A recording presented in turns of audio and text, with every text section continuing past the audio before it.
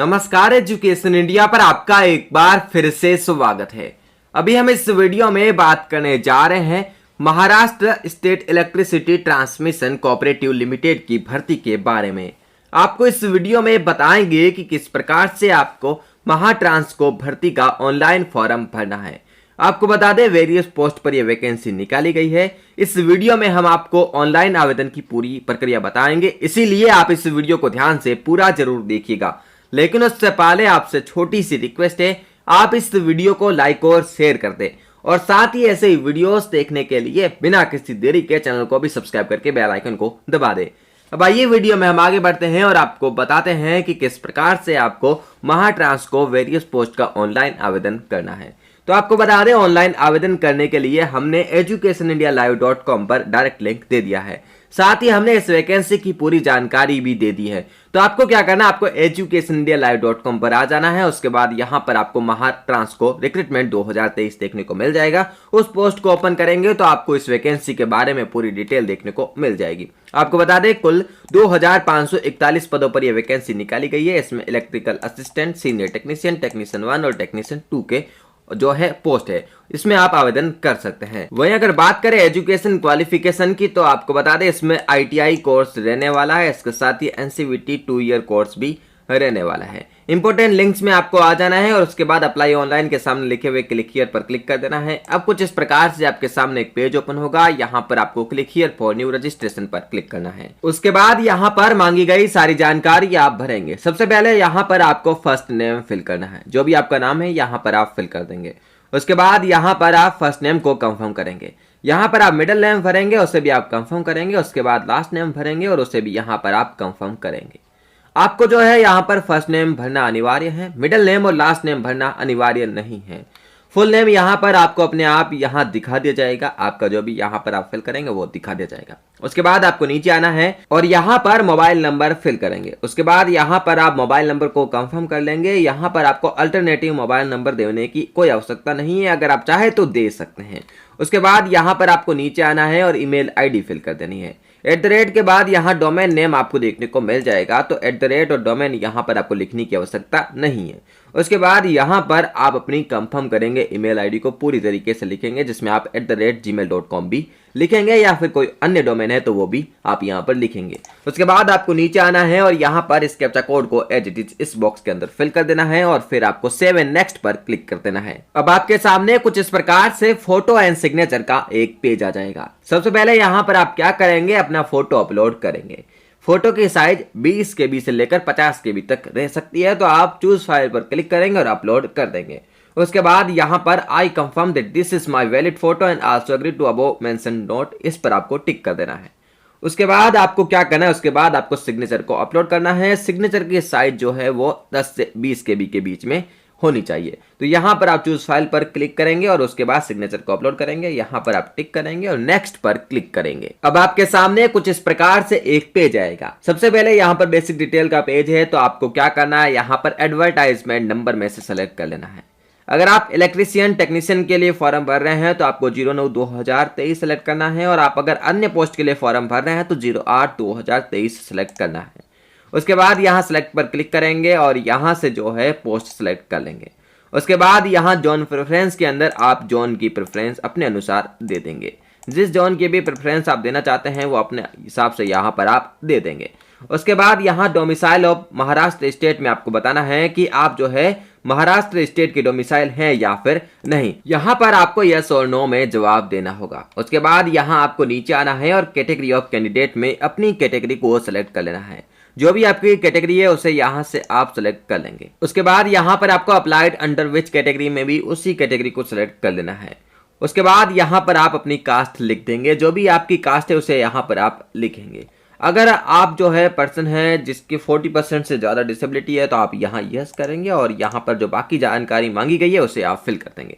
अगर आप नहीं है तो यहाँ पर आप नो कर देंगे। उसके बाद यहाँ पर आप नीचे आएंगे। ये सारे के सारे जो ऑप्शन है वो PWD वालों के लिए यानी कि PH कैटेगरी वालों के लिए है। उसके बाद यहाँ पर है कि are you a person with specified disability covered under the definition of section 2 of the RPWD act 2016। अगर आपको स्पेसिफाइड डिसेबिलिटी है और ये कवर है under the section 2 of RPWD act, तो ऐसे में आप यहाँ यस करेंगे, अन्यथा यहाँ पर भी जो है आप नो कर देंगे। उसके बाद यहाँ पर आपको नीचे आना है और अगर आप वुमन है और वुमन रिजर्वेशन के अंडर ये जो है एप्लीकेशन कर रहे हैं तो आप यहाँ यस करेंगे, अन्यथा यहाँ पर आप नो कर देंगे। उसके बाद यहाँ पर जो है आपको बताना है कि जो कास्ट सर्टिफिकेट है वो किसी भी अथॉरिटी से आपको इश्यू है या फिर नहीं, यस और नो में आपको जवाब यहाँ पर देना होगा। तो अगर आपने OBC SC ST फिल किया है तो यहाँ पर आपको यस करना है। उसके बाद यहाँ पर जो है कास्ट सर्टिफिकेट के नंबर फिल कर देने हैं। कास्ट सर्टिफिकेट के नंबर फिल करने के बाद यहाँ पर जो है आप जो है कास्ट सर्टिफिकेट कब जारी हुआ था, कब इश्यू हुआ था, डेट ऑफ इश्यू यहाँ पर आप लिख देंगे। जो अभी नवीनतम है वही आप डेट यहाँ पर लिखेंगे। उसके बाद आपको क्या करना है, यहाँ पर आपको देखने को मिल रहा है whether purchasing caste validity certificate issued by the appropriate authority of government of Maharashtra. जो है appropriate authority of government of Maharashtra से आपका कास्ट सर्टिफिकेट इश्यू हुआ है या फिर नहीं, ये यहाँ पर आपको बताना है। अगर आप जनरल से हैं और EWS कैटेगरी से बिलोंग करते हैं तो आप यहाँ पर यस करेंगे और EWS सर्टिफिकेट के बारे में यहाँ पर आप जानकारी फिल करेंगे।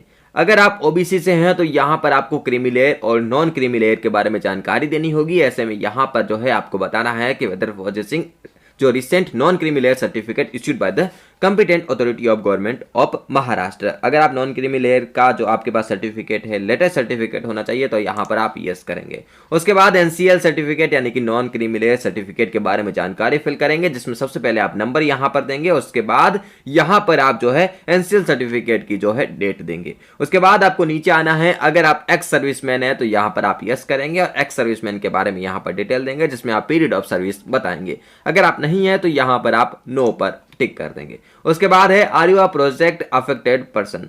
अगर कोई प्रोजेक्ट अफेक्टेड आप पर्सन हैं, किसी भी प्रोजेक्ट से अफेक्टेड हुए तो यहाँ पर आप यस करेंगे और उसके बारे में यानी कि उस सर्टिफिकेट के बारे में यहाँ पर जानकारी फिल करेंगे, अन्यथा यहाँ पर भी आप नो कर लेंगे। उसके बाद यहाँ पर है are you a project affected person of MSc TCL।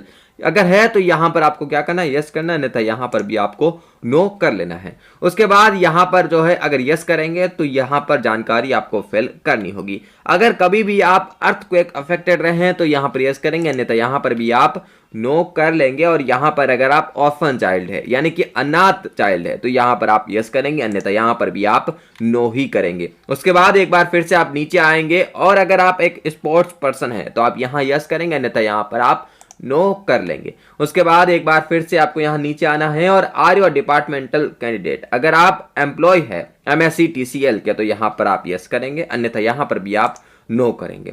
उसके बाद यहां पर आपको देखने को मिलेगा are you a candidate who has undergone apprentice training.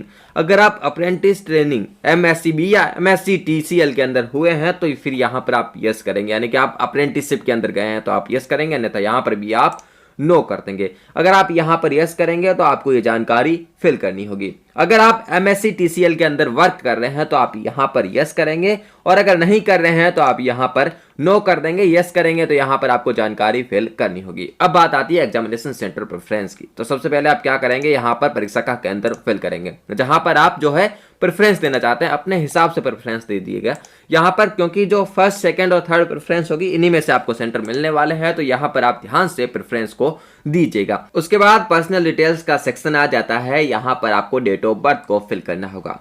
SSC certificate के अनुसार यहां पर आप अपनी डेट ऑफ बर्थ को फिल करेंगे। सबसे पहले आप डे लिखेंगे, उसके बाद मंथ, उसके बाद यहां से आप ईयर सेलेक्ट कर लेंगे। फिर यहां पर आप अपना जेंडर सेलेक्ट करेंगे। उसके बाद अगर आपके ट्विन ब्रदर या सिस्टर है तो यहां पर आप यस करेंगे और अगर नहीं है तो आप यहां नो कर लेंगे। उसके बाद नीचे आएंगे मैरिटल स्टेटस के अंदर, यहां पर आपको अपना मैरिटल स्टेटस बता देना है। अनमेरिड है, मैरिड है, विडो है या फिर डिवोर्स्ड है, जो भी है वो यहां पर आपको बता देना है। उसके बाद अपने पिता का नाम, अपने माता का नाम यहां पर फिल करेंगे और नीचे आएंगे और हैज कैंडिडेट चेंज हिज और हर नेम। अगर आपने कभी भी अपना नाम चेंज किया है तो यहाँ यस करेंगे और उसके बाद क्या करेंगे, उसके बाद अपना नाम यहाँ पर फिल करेंगे जो कि ओल्ड है, उसके बाद यहाँ पर अपना न्यू नेम फिल कर देंगे। और अगर नहीं किया है तो यहाँ पर आप नो कर लेंगे। फिर आप नीचे आएंगे, अपना एड्रेस यहाँ पर फिल करेंगे। पता लाइन जो नंबर 1 है वो है इंपोर्टेंट। पता 2, पता 3 जो है यहाँ पर अगर आप लंबा पता दे रहे हैं, क्योंकि एक लाइन के अंदर आप 35 कैरेक्टर से ज्यादा फिल नहीं कर सकते, तो आप तीनों लाइनों का प्रयोग कर सकते हैं। उसके बाद यहाँ पर अपना डिस्ट्रिक्ट जो है सेलेक्ट कर लेंगे, डिस्ट्रिक्ट यहाँ पर आपको लिखना पड़ेगा। उसके बाद राज्य यहाँ से आप सेलेक्ट करेंगे, जो भी आपका राज्य है वो राज्य सेलेक्ट कर लेंगे। पिन कोड यहाँ पर आप फिल कर देंगे। अगर आपका ये कॉरेस्पॉन्डेंस एड्रेस सेम एड्रेस है एज परमानेंट तो यहाँ पर आप टिक करेंगे। वर्तमान पता यहाँ पर ऊपर आपने भर दिया है। अगर अलग है तो यहाँ पर जो है आपको परमानेंट एड्रेस जो है अलग भरना होगा, यानी कि स्थायी पता अलग यहाँ पर आपको भरना होगा। उसके बाद यहाँ पर आपको choose the address for GST invoicing. जो जीएसटी इनवॉइसिंग है वो यहाँ पर आप कहाँ पाना चाहते हैं वो आप सेलेक्ट कर लेंगे, कॉरेस्पॉन्डेंस एड्रेस या फिर परमानेंट एड्रेस। फिर आपको नीचे आना है, यहाँ पर आपको एप्लीकेशन फी देखने को मिल जाएगी। वैलिडेट योर डिटेल पर आप क्लिक करेंगे। डिटेल्स वैलिडेट करने के बाद आपको सेव एंड नेक्स्ट पर क्लिक कर देना है। अब आपके सामने कुछ इस प्रकार से क्वालिफिकेशन, एक्सपीरियंस और लैंग्वेज का पेज आ जाएगा। सबसे पहले यहाँ पर आपको एसएससी के बारे में डिटेल देनी है। आप यहाँ पर बोर्ड बताएंगे, जो भी यहाँ पर महाराष्ट्र बोर्ड या सीबीएसई जिस बोर्ड से आपने की है वो बोर्ड यहाँ पर आप लिख देंगे। उसके बाद जो है यहाँ पर आपको बताना है डिग्री और सब्जेक्ट। यहाँ पर आप क्या करेंगे, सब्जेक्ट लिख देंगे। एसएससी के सारे सब्जेक्ट यहाँ पर आप लिख देंगे। उसके बाद डेट ऑफ पासिंग में यहाँ पर आपने कब पास करी थी अपनी 10th क्लास को वो यहाँ पर आपको लिख देना है। जिस किसी ईयर के अंदर यहाँ पर आपने पास करी थी वो यहाँ पर आपको लिख देना है। उसके बाद आपको क्या करना है, उसके बाद यहाँ पर आपको परसेंटेज बताने हैं कि आपके एसएससी के अंदर कितने परसेंटेज थे। और यहाँ आप क्लास के ऊपर क्लिक करेंगे, फर्स्ट क्लास, सेकंड क्लास या पास क्लास। यहाँ पर आपको जो है फिल कर देना है, अपना जो भी डिवीजन रहा है उसे आप फिल कर देंगे। उसके बाद यहाँ एचएससी की डिटेल आप दे सकते हैं अगर आपने करी है तो। और यहाँ पर आपको जो है आईटीआई क्वालिफिकेशन के बारे में भी जानकारी देनी होगी। बोर्ड और यूनिवर्सिटी आप लिखेंगे। उसके बाद यहाँ आईटीआई का सब्जेक्ट लिखेंगे और यहाँ पर जो है डेट ऑफ पासिंग परसेंटेज लिखेंगे और यहाँ पर आप उसे भी सेलेक्ट कर लेंगे। जो कि आपका पास क्लास है वो यहाँ पर आप सेलेक्ट कर लेंगे। उसके बाद यहाँ पर हम नीचे आते हैं तो अगर आपने एनसीटीवीटी न्यू दिल्ली के अंदर नेशनल अप्रेंटिसशिप प्रोग्राम के अंदर जो है पार्टिसिपेट किया है तो आप यहाँ यस करेंगे, अन्यथा यहाँ पर आप नो कर लेंगे। उसके बाद अगर आप एनसीटीवीटी न्यू दिल्ली से आईटीआई आपने किया है तो यहाँ पर आप यस करेंगे, अन्यथा यहाँ पर आप नो कर लेंगे। अगर यहाँ पर आपने जो है 2 year duration under the scheme of centre of excellence electrical sector awarded by the NCTVT, अगर यहाँ पर आपने जो है ये कोर्स कंप्लीट किया है तो आप यहाँ यस करेंगे, नहीं तो यहाँ पर आप नो कर लेंगे। और अगर आपने 1 year board based basic training course किया है इलेक्ट्रिकल सेक्टर के अंदर तो यहाँ पर आप यस करेंगे, अन्यथा यहाँ पर भी आप नो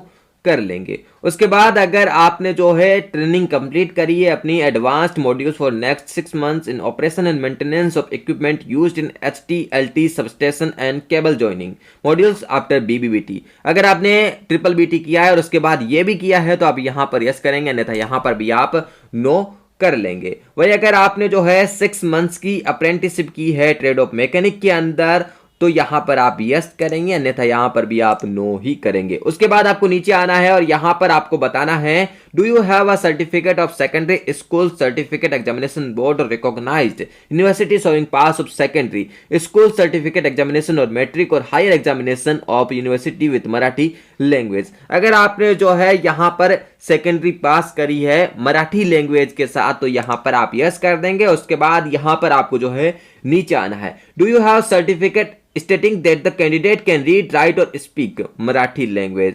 अगर आपके पास कोई सर्टिफिकेट है जिसमें यह बताया जा रहा है कि आप जो है रीड कर सकते हैं, राइट कर सकते हैं मराठी लैंग्वेज को तो यहाँ पर आप यस करेंगे, अन्यथा जो है यहाँ पर आप नो कर लेंगे। तो यहाँ पर जो है आप देख सकते हैं कि किसके द्वारा ये जो सर्टिफिकेट है वो इश्यू होना चाहिए, यहाँ पर आप यस और नो कर देंगे। उसके बाद यहाँ पर जो है आपको नीचे आना और अपने एक्सपीरियंस के बारे में डिटेल देनी होगी। सबसे पहले यहाँ पर जो है नेम ऑफ द एम्प्लॉयर बताएंगे, यानी कि संस्था का नाम बताएंगे। उसके बाद डेजिग्नेशन यानी कि आप किस पोस्ट पर कार्यरत है वो यहाँ पर आपको बताना है। उसके बाद जो है यहाँ पर आपको फ्रॉम जो है पीरियड ऑफ सर्विस बताना है जिसमें आप प्रेजेंटली वर्किंग है या फिर नहीं। सबसे पहले यहाँ पर यस और नो कर लेना है। उसके बाद यहाँ पर आप कब से लेकर कब तक कार्य कर रहे थे ये आपको बताना है।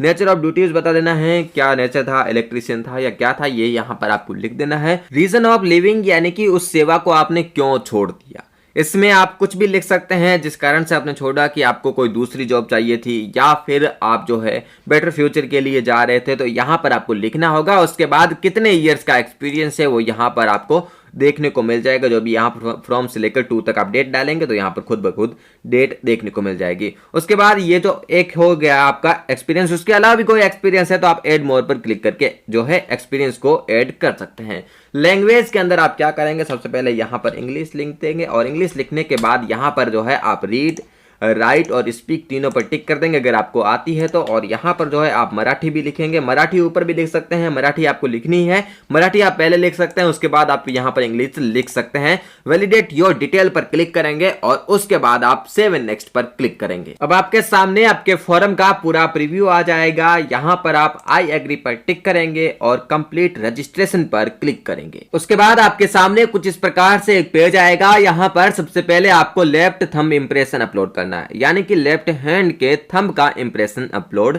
करना है। आप क्या करेंगे, एक पेपर लेंगे, स्टाम्प पैड लेंगे और अंगूठे का यानी कि लेफ्ट हैंड के अंगूठे का आप इंप्रेशन बनाएंगे, उसका फोटो लेंगे या फिर स्कैन करेंगे और फिर आप चूज फाइल पर क्लिक करके अपलोड कर देंगे। अब बात करते हैं हैंड रिटन डिक्लेरेशन की। हैंड रिटन डिक्लेरेशन क्या होता है, आपको हाथ से एक डिक्लेरेशन लिखना होता है। क्या लिखेंगे वो यहां पर आपको दिखा देते हैं। ऑफिशियल वेबसाइट पर ये नहीं मिला है, लेकिन जो स्टैंडर्ड हैंड रिटन डिक्लेरेशन होता है वो कुछ इसी प्रकार से होता है। तो आप क्या करेंगे, अपने हाथ से ये जानकारी लिख देंगे। सबसे पहले यहां पर आई लिखेंगे, उसके बाद अपना नाम लिखेंगे, हियर बाय डिक्लेयर दैट, और उसके बाद ये पूरी जानकारी लिखेंगे और यहां पर जो है अपना साइन कर देंगे, सिग्नेचर लिखेंगे, साइन कर लेंगे और यहां पर आप डेट लिख देंगे। ये जो है हैंड रिटन डिक्लेरेशन आपको हमारी ऑफिशियल वेबसाइट educationindialive.com पर देखने को मिल जाएगा। वहां जाएंगे तो आपको ये जानकारी लिखी हुई देखने को मिल जाएगी। इसे आप लिखेंगे और यहां पर चूज फाइल पर क्लिक करके अपलोड कर देंगे। फिर आपको क्या करना है, फिर आपको ये कैप्चा कोड फिल करना है। जो भी कैप्चा कोड आपके केस में देखने को मिल रहा है उसे आप फिल करेंगे